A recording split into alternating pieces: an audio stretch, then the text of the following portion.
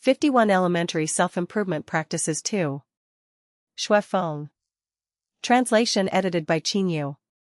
8. Coexisting with your husband. A man fears choosing the wrong profession, a woman fears marrying the wrong man. Marrying an ambitious, diligent, healthy, understanding, and affectionate husband makes a woman's life 80% happy. If unlucky to marry a dabbler, what should you do? First, recognize that no one is perfect, and there is no perfect husband in the world. Enjoy the good half of him and endure the bad half. For example, don't expect a man with great ambition to take care of household chores. He won't have the time and energy if he doesn't exploit you. Don't expect a multi-talented man to bring a peaceful life to the family. Don't expect a handsome and charming man to be completely loyal and not flirt outside. Don't expect a wealthy man to bring a regular and worry-free life. Don't expect a man with a strong career ambition to have leisure time for romance. Don't expect a man who brings you sexual pleasure every night to avoid physical labor and study deeply. Don't expect a sedentary, pot-bellied man who reads and writes to bring sexual satisfaction. Don't expect a rough, bold, and powerful man to understand your delicate emotions. Don't expect a man who is always around, worried about your every frown or fever, to achieve great success. Don't expect a man who is meticulous with housework to become prominent. Don't expect a knowledgeable and scholarly man to avoid criticizing and directing you. Don't expect a man who brings a peaceful and harmonious family atmosphere to be socially adept and responsive. Whether a woman is happy depends on the type of husband she marries. Whether a man is successful depends on the type of wife he marries. The greatest damage to human nature and the biggest constraint on personal freedom comes first from spouses. There is no perfect marriage or ideal spouse combination. Once you recognize this, you can accept unpleasant realities calmly and sincerely. Women should start their self-improvement by learning not to depend on men emotionally to have hope of becoming a celestial being.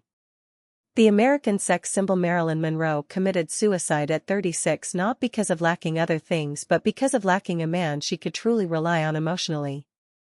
If she had turned her mind to other spaces, she wouldn't have had that ending. Thus, women should begin their self-improvement by not relying emotionally on men.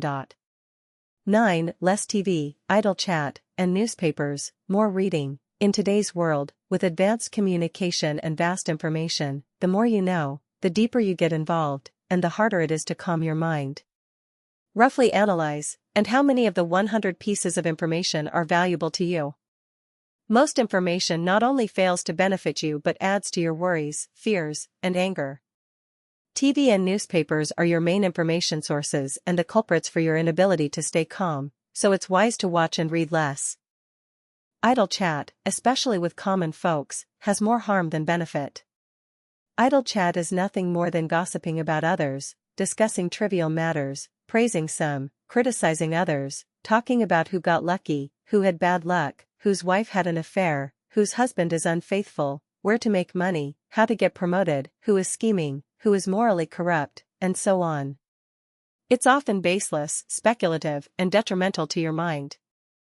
However, chatting with wise or celestial people is highly beneficial, akin to learning from 10 years of study in one conversation.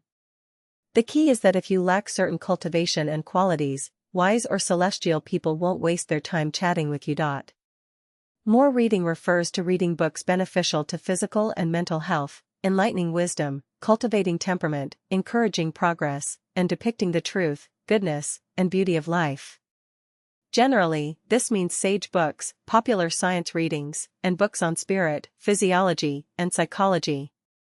Avoid books that corrupt the mind, focus on schemes, incite desires, and spread bizarre tales. Magazines should be like Reader's Digest or Reader, avoiding vulgar, obscene, privacy-invading, sensational, and flamboyant ones. 10. Filial piety is the foremost of all virtues, and lechery is the greatest evil. Men, aside from their spouse or a prostitute, should not touch any other woman.